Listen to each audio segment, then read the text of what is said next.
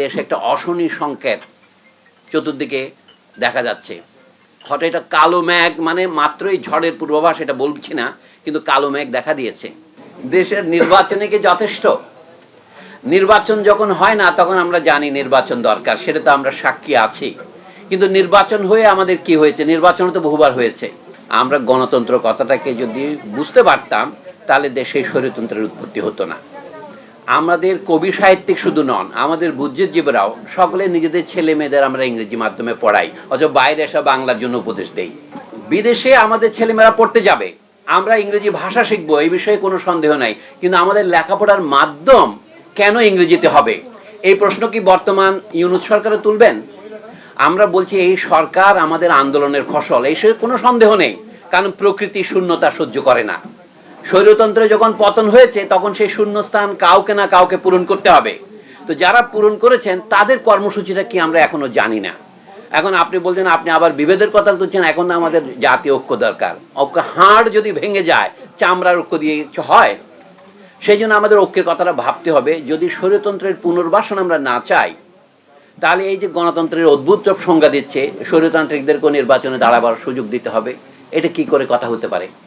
আমরা শুনতেছি যারা গণহত্যার জন্য দায়ী, ইংরেজি যেটাকে ম্যাসাকার বলে, তাদের বিচার করার আগে তো তাদের নির্বাচনে আসতে দেওয়ার কোনো প্রশ্নই ওঠে না। আমাদের যে সমস্ত বুদ্ধিজীবীরা এখন বড় বড় বাঙালি জাতীয়তাবাদ নামে বই লিখেছেন, অধ্যাপক সিরাজুল ইসলাম চৌধুরী সহ, আপনারা যখন নাম বলছেন তা আমিও বলছি, তারা কিন্তু পাকিস্তানের মানে ঘোরতর পাকিস্তানি ছিলেন। 1971 সনেও তারা পাকিস্তানি ছিলেন, এবং তারা পাকিস্তানে 21শে ফেব্রুয়ারিতে গিয়ে বক্তৃতা দিয়ে আসছেন জাতীয় ঐক্য এবং সংহতির জন্য। আচ্ছা, আহমদ সাহেব বলছিলেন বুদ্ধিজীবীরা আরে পাকিস্তানি ছিলেন, এখন বাঙালি হয়েছেন, তাও ঠেলায় পড়ে। আমি শুধু এইটাই বলে আজকে একটা সাবধান বাণী উচ্চারণ করতে চাই। এখন 5ই আগস্টের বৈপ্লবিক পরিবর্তনের পর নিঃসন্দেহে এটা বৈপ্লবিক পরিবর্তন, কিন্তু তার ফলাফলকে অপরে আত্মসাৎ করার জন্য এখন এতই তৎপর হয়ে উঠেছে, এর ফলাফল প্রায় বিফলে যাবে।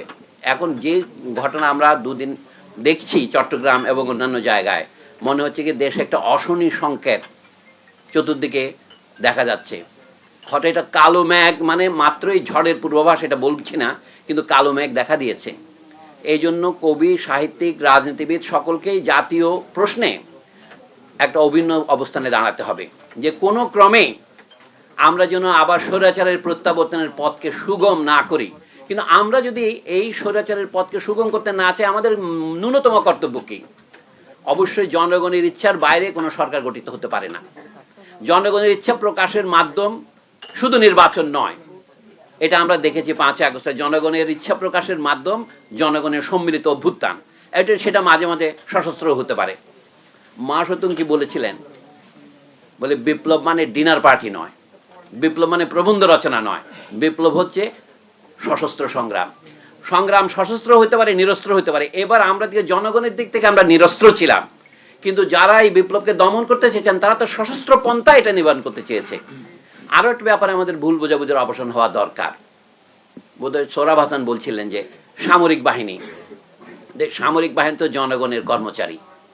সামরিক বাহিনী সহ দেশের আমলাতন্ত্র সকলকে জনগণের কর্তৃত্বের অধীনে রাখার পূর্বশর্ত হচ্ছে রাষ্ট্রটাকে জনগণের রাখা। আমরা একটা ভুল করি, রাষ্ট্র এবং জনগণের মধ্যে গোল পালিয়ে ফেলি।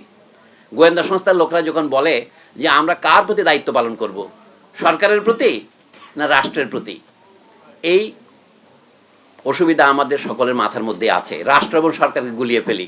সরকার বদলাবে, কিন্তু রাষ্ট্র বদলাবে কিনা? আমাদেরকে একজন বললেন না কিছুক্ষণের মধ্যে, আমরা কি আদলের রাষ্ট্র গঠন করেছিলাম, নাহলে আমরা পুনর্গঠনের কথা বলি কিভাবে? আমার মনে হয় এই ব্যাপারে আমাদের স্পষ্ট থাকা উচিত। 1971 সনে যে জনযুদ্ধের মাধ্যমে, হতে পারে সেই জনযুদ্ধের ফল পরে আত্মসাৎ করেছে, কিন্তু সেই জনযুদ্ধকে তো অস্বীকার করা যায় না। এই জন্য আমরা রাষ্ট্র বাংলাদেশ করেছি। এখন কেউ কেউ এত অভিলাষ প্রকাশ করছে যে এই রাষ্ট্রের নাম বদলাতে হবে, জাতীয় সঙ্গীত বদলাতে হবে। রাষ্ট্রের নাম বদলাবার প্রয়োজন কি পড়েছে? আমাদের দেশে অনেক শিক্ষিত লোক আছেন, তারা প্রজাতন্ত্র কথাটা বুঝতে পারেন না। অধ্যাপক আনু মোহাম্মদ সহ অনেকে প্রচার করে চলেছেন যে আমরা কি কার প্রজা, কেন আমরা রাষ্ট্রকে প্রজাতন্ত্র বলবো? আমার কথা হচ্ছে, কোনো কিছু না জানা কোনো অপরাধ নয়, কিন্তু না জেনে জানার ভান করা, জনগণের সামনে প্রচার করা রীতিমতো অপরাধের পর্যায়ে পড়ে। মির্জা তসলিমা সুলতানা আমি দেখলাম একই কথার পুনরাবৃত্তি করছেন, আনু মোহাম্মদ পুনরাবৃত্তি করছেন, সাংবাদিক নুরুল কবিরও পুনরাবৃত্তি করছেন, যে প্রজা মানে হচ্ছে আইনের অধীনে রাষ্ট্র শাসিত হওয়া, যেখানে রাজা নিজেও একজন প্রজা। তো এই জন্য আমি বলছি, যখন আমরা বলি প্রজাতন্ত্রকে বদলে ফেলতে হবে, বলতে হবে বাংলাদেশের নাম বদলাতে হবে। এতে বোঝা যাচ্ছে রাষ্ট্র যাতে গঠিত হয়েছে জনগণের বিপুল আত্মত্যাগের বিনিময়ে। 30 লাখ না হোক, 3 লাখ লোক তো প্রাণ দিয়েছে, তাহলে সেইটাকে অস্বীকার করার চেষ্টা করা খুব মহা বিপ্লবী কাণ্ড নয়, এটা হলো প্রতি বিপ্লবী কাণ্ড। এখন বিপ্লবের মাঝে অনেক প্রতি বিপ্লবী কাণ্ড কারখানারও আভাস পাওয়া যাচ্ছে।